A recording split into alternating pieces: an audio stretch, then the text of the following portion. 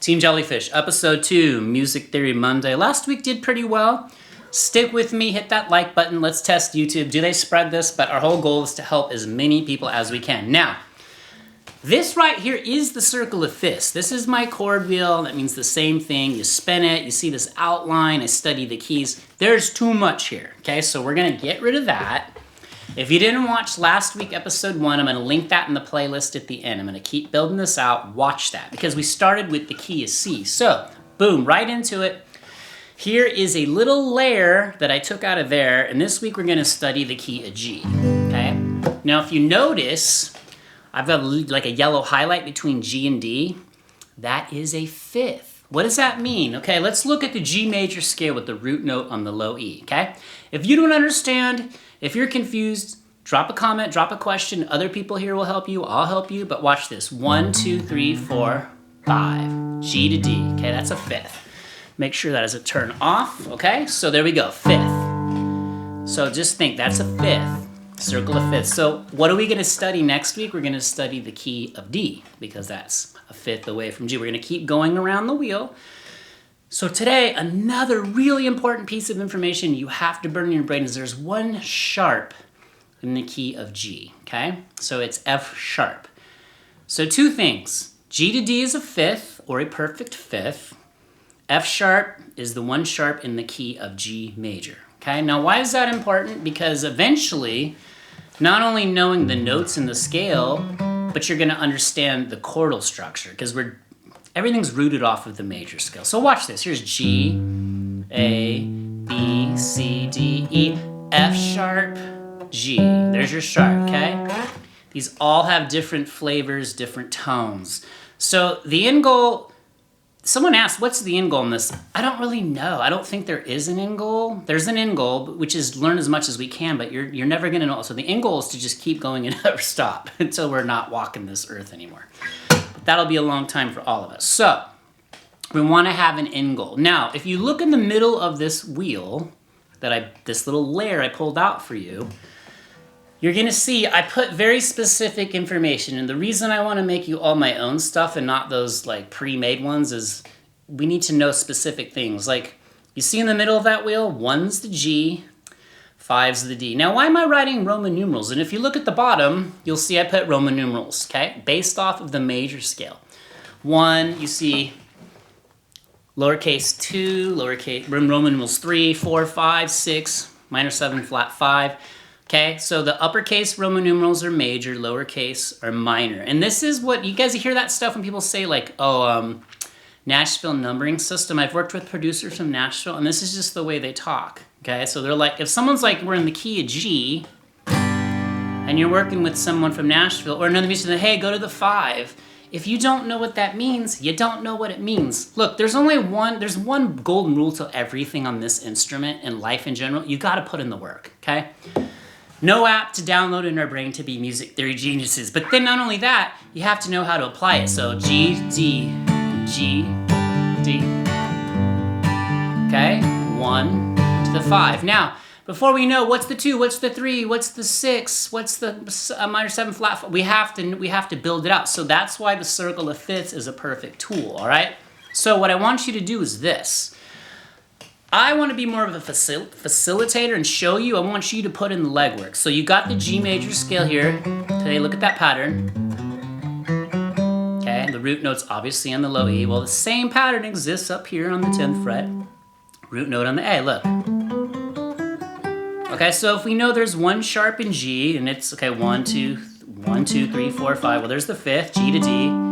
6, 7, there's F sharp. So see how, this is how you start not only learning theory, but this is how I learned the neck, okay? And when you see someone kind of flowing effortlessly, it's because they took something like this and they keep building it out over time. That's why we have to take it in layers, all right? So I don't want you to drool on yourself in boredom, but I just want you to be more excited about where we're headed and what we're gonna learn along the way.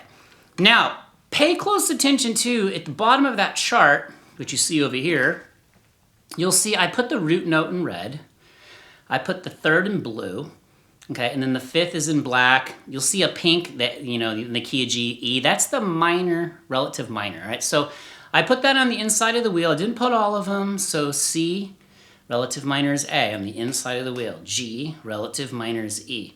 And again, a lot of this is not even you understanding right now. It's just you hearing the language. And I'm going to be very consistent. I do that in all the chord charts I make. The root's always in red, the third's in blue, the fifth is in black, all right? I haven't really done a lot of 7 chords, but that's coming, all right? So the reason I put the key of C down there too is just to see that's what we did last week. And we're just going to connect the dots, all right? Now, if you look in the middle of the wheel too, Roman numeral 1, G, or root. It's another confusing thing about music that people don't understand. There's a lot of words or terms for music that mean the same thing. Think of like measure 1, bar 1, it means the same thing. Someone might call it a measure, someone might call it a bar. I might say we're in the key of G, play the 1 chord, and you might say I'm in the key of G, I'm going to play G. I'm going to say, all right, let's play the 5 chord. You got to know what that means, all right? So do some legwork today. See if you can create some music, okay, using these scales. And up here on the 12th fret, on the G, there's a G major scale. So what if you just did this? Think about it. You didn't do this yet, but you did it, okay? Now, we all learned power chords. A lot of us learn these as beginner guitar players, but we don't know what we're doing. So maybe you're a beginner here today, and you're like, oh my gosh, I know why they call that a 5 chord now. Well, yes, because D is the 5th note out of the G major scale, okay? And trust me, this is like the launching point. You're gonna have so many aha moments. So keep coming back here. Drop me questions, drop me comments. So many people are really helpful in this community. Everyone's like helping each other. I'll answer every comment that I can. So far, it's been everything. But see if you can find G to D, G to D, and then here, G to D, okay? Now, I have to facilitate a little bit. I can't like hold your hand and show you everything because it's your musicality that comes into play. So maybe try this today. Why don't you do the 1 and the 5, okay, in the key of G, which means G to what? D. Because bottom line today, we're trying to remember in the key of G, there's 1 sharp, it's F sharp, and we want to know the 5th is D, because this leads to you filling in all the other dots. You guys have seen all my triad videos. If you haven't, you will, but a triad's the 1, the 3, and the 5. So if we know the 1 and the 5, there's the 3. There's a G major triad. What if I just wanted to create a little intro in the key of G, and I wanted the 1 and the 5, and I wanted to do it using this triad? Well, I just strip away the 3rd. Look, I just go. Sounds kind of cool. What if I want it this way?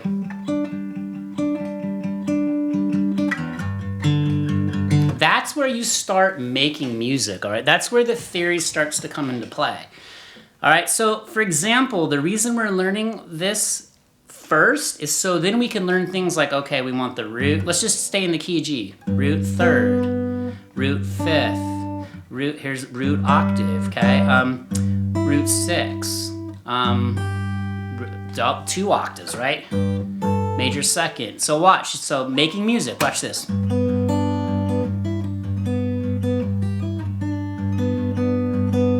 See that? That's where this is going to ultimately take you, all right? And that's where my head is. Like, I'm not always sitting there like fixated, oh, I'm playing a root, a major 3rd, a 4th, a 5th.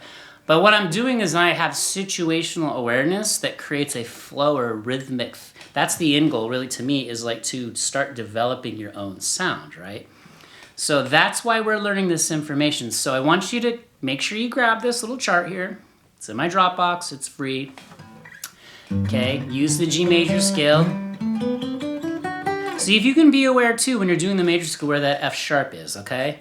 Okay, and the 5th, of course. So G, A, B, C, D, E, F sharp, G, G to D. Now you notice too at the bottom of that chart, I put a green circle around the root and the 5th because that's kind of how we're moving around the wheel.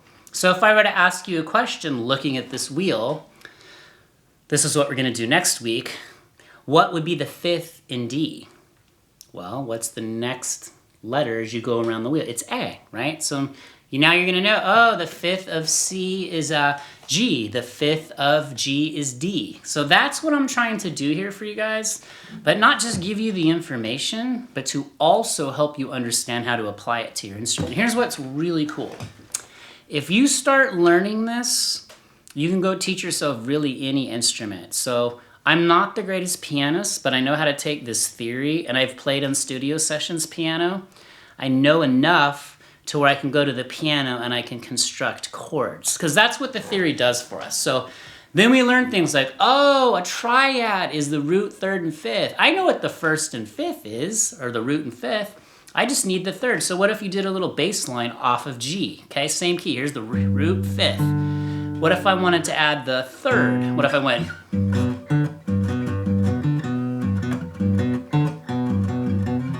See, that's where you start turning into a musician and moving up in the level. All right. Hopefully I didn't overwhelm your brain, but definitely drop me a comment, drop me questions. Let me know what you think of this. If you made it this far, drop jellyfish or your favorite sea creature in the comments. That seems to be fun for all of us. And let's keep growing this community. But seriously, grab the chart, watch last week's episode, watch this one again. At the very least, I want you to take away G to D, okay? That's a fifth, okay? And they're all over. Maybe you find the G to D's all over the neck, and that right there, you're a better player, all right? Remember, 1 sharp in the key of G. Next week, guess what? There's gonna be 2 sharps, but we'll leave that for next week's episode. All right, you guys are amazing. I've said enough. Hopefully I didn't twist your brain into a crazy set of knots, but remember, only you can stop you. We're gonna keep this music theory train rolling. And this channel is nothing without you. It's our channel. All right, see you in the next video. Later.